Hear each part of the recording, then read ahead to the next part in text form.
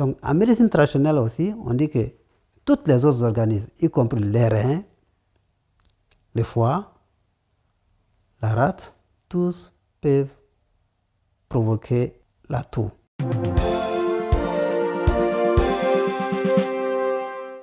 On voit que beaucoup de gens, lorsqu'ils ont un problème au niveau des poumons, leur premier symptôme, c'est la toux. En fait, la toux, ça montre que les poumons ont un problème d'une façon générale. Mais on a vu aussi qu'en médecine traditionnelle, la toux peut être causée pas seulement avec les poumons. Tout organe peut causer la toux, pas seulement les poumons.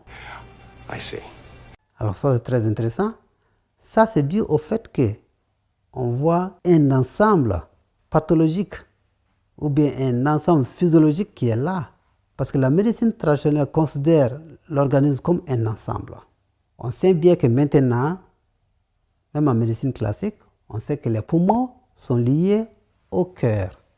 Alors ce qui fait, pour ceux qui ont cette maladie qu'on appelle une déficience pulmocardiolaire, alors ce problème provoque aussi une toux des fois. Alors en ce moment, cette toux, on ne peut pas la guérir seulement en se basant sur les poumons. Il faudra aussi y considérer les cœurs.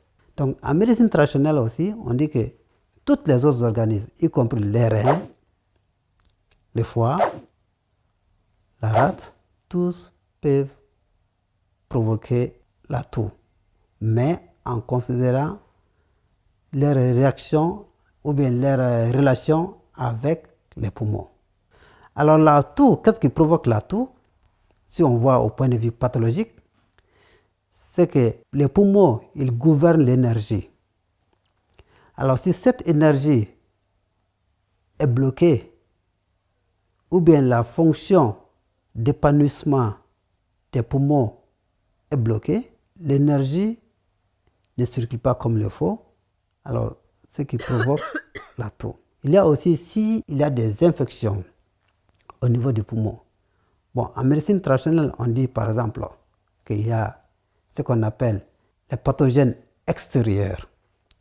Par exemple, les vents, la chaleur, venant de l'extérieur, tout ça, ça peut causer des toux. Et il y a aussi les pathogènes intérieurs au niveau de l'organe qui peuvent aussi provoquer la toux.